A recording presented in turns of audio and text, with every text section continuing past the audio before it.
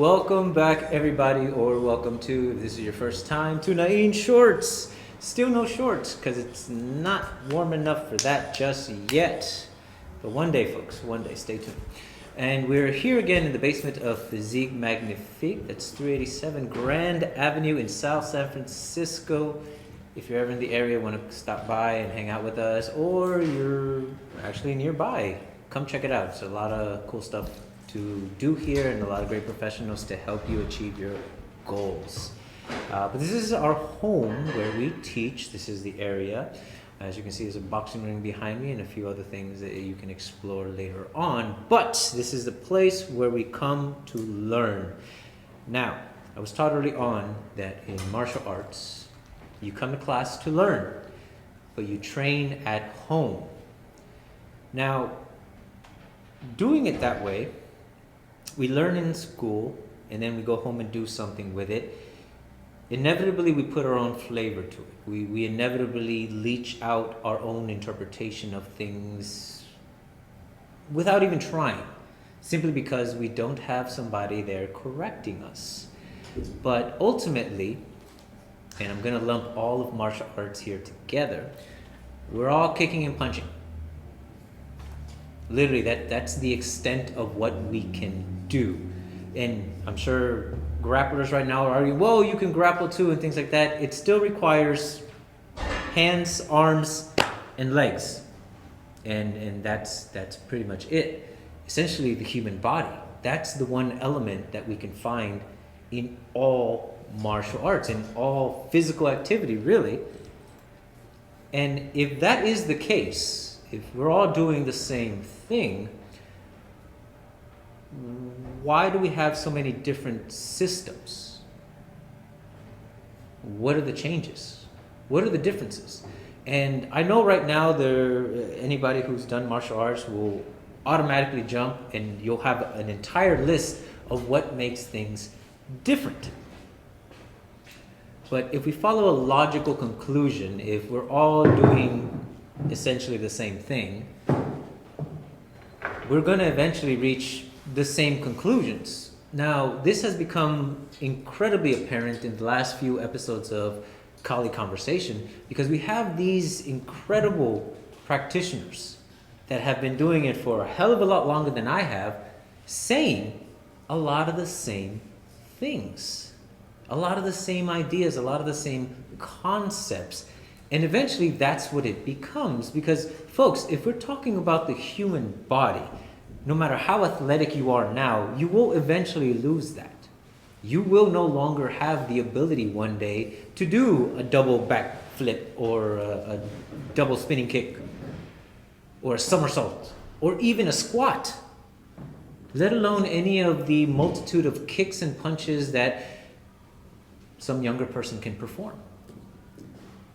So if that's the case, then what makes them still great martial artists if they can no longer perform the physical things that they did in their youth? And that is the concepts, the theories, and the principles. The simple things. You work 1,000 different things so you can do one simple movement, right? You've heard that before. Many martial arts use that concept to say that you have to work your ass off to be able to do very little but still be effective. And we even had a guru come in last weekend who pointed out that fighting like an old man is the best way to fight, because you don't have the physicality to do all these crazy things, to use muscle. So you have to use your brain. You have to use some sort of idea to defeat your opponent. And if that's the natural conclusion that all martial arts will eventually reach, where do the differences come from? Now, part of that could be simply because the individual who propagated a specific art that is now a traditional art moved a certain way. They did things in a certain manner that people gravitated to. And not only that, that person was able to actually explain why they moved the way that they did, and people gravitated to it. They understood the reasons. So they did their best to imitate that person. And that's kind of where it fell apart, because imitating how somebody moves, you will only ever be as good as your imitation. And if you're bad at imitating, then you're not very good at the martial art. But if you were to take the concepts and understand the concepts, then you can move how you're able to move and perform it well. So now let's take it on the other side. Let's take an established art, and you have this amazing practitioner that's just, oh my God, you see them perform their moves, their katas, their forms, their sparring, actual fights, and they are badass. They are top notch. No one can dispute that this person is great. Do you automatically give credit to the art that they practice in particular? Or do you give credit to the individual for their athleticism, for their intelligence, for whatever it is, that thing that they have that allows them to use the skills that they learned through their practice effectively? Because I think we could all agree that at some point in our training, we've come across the idea that how we train one thing isn't necessarily how we're going to use it in a different avenue. Now, if we train a certain form a certain way and we're competing in forms, well, then that's going to be exactly how you perform it. So then what differentiates whether or not you win that particular event?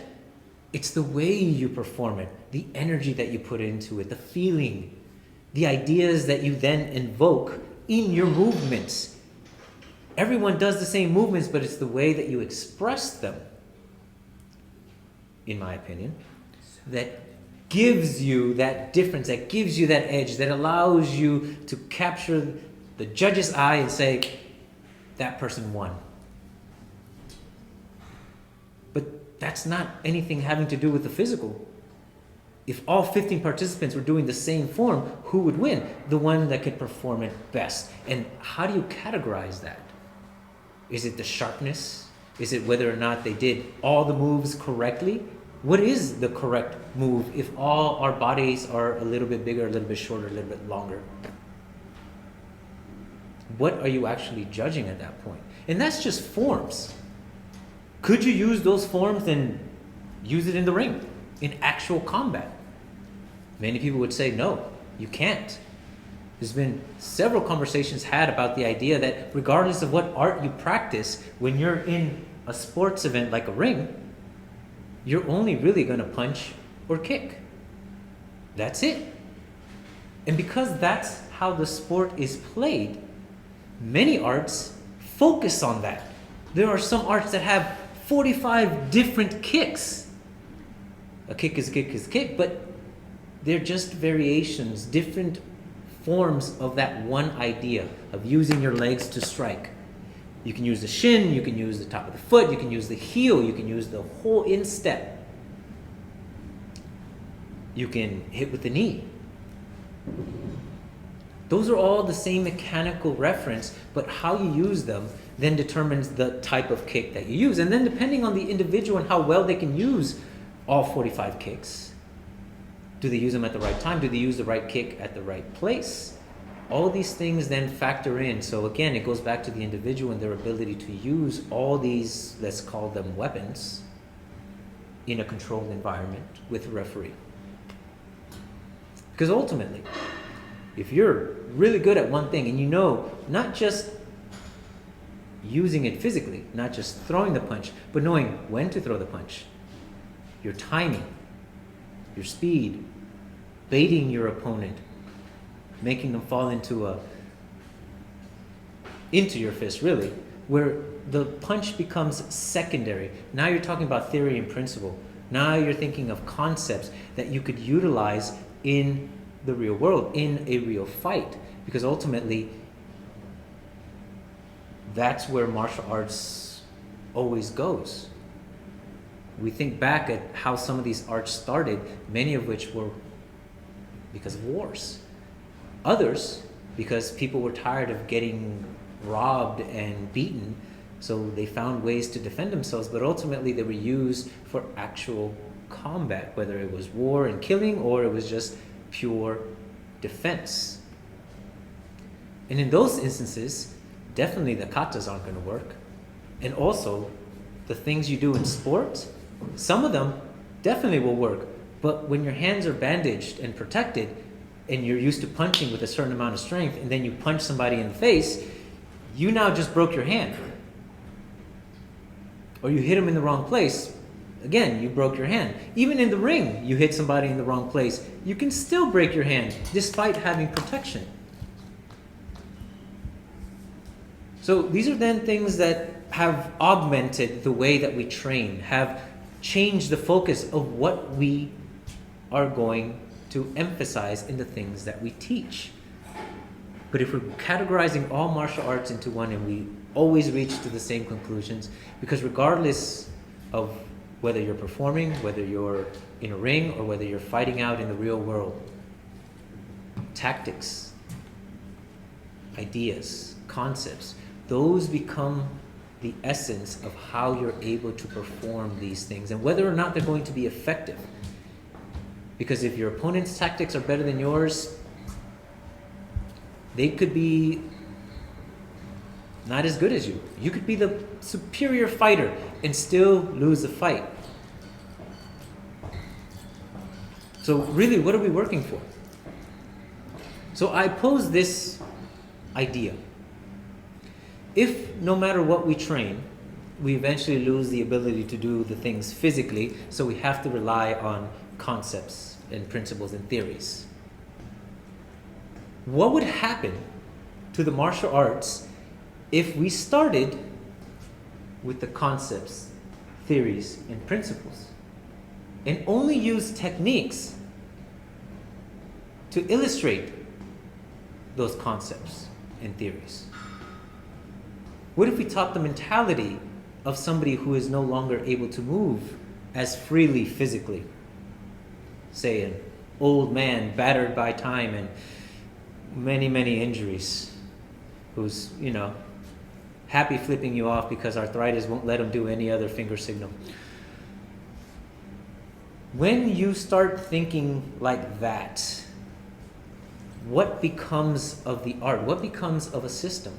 Does the system go away? Does it disappear? Does it become unnecessary? Again, depending on the focus of your training, sure, there's things that have to be there. But if we're saying pure martial arts in the sense of being able to fight, punching and kicking, what's going to be the most effective way to get somebody there without restricting them to move in a way that may not work when they need it? Because regardless of whether we get there or not in our training, what we practice most, oftentimes the physical movements that we repeat over and over and over again, is what's going to come out. But if we don't understand when and where to use them, or how to change them to better fit the chaos that is a fight, because even in the ring, there's a lot of unpredictable things, regardless of how many safety features there are. Win or lose, depending on who uses those ideas and concepts better in the right time. So again, I pose that question to you. If we were to remove systems and teach only concepts and principles and start with the master mentality and then only illustrate the ideas and then letting the students on their own figure out how they would best use those ideas and concepts to achieve the same goal, which is to defeat the person in front of you, regardless of the reason, but just to defeat the person in front of you. Of course, respect and all that comes into play, because you don't want a bunch of assholes that are going around beating people up saying, hey, let me try this, because that's not the point. Right now we're talking about sheer movement based on the human body, which, again, we all have the same tools. All right, folks, so that's just about it. I didn't mention my t-shirt, which is actually the VA Winter Martial Arts Collaborative, which is in November, coming up. I believe it's November 5th this year, so keep an eye out for that because there's going to be some fun martial artists showing up.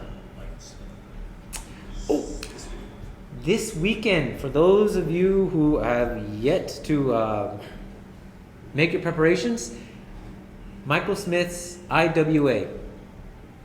Right? Is it IWA? ISK? Oh man, sorry, Michael. But look out for Michael. Find him on Facebook. He has a training group. It's going to be 4 awesome instructors. Unfortunately, we're going to be out of town that day, so we can't make it. But if you can, please do reach out to him. See if there's still any slots available, because they are limited. So if you can make it out to Reno, definitely please do. And thank you very much for joining me on another one of Nain's Shorts. Hopefully it was entertaining enough. Till the next one, as usual, 3, 2, 1, cut!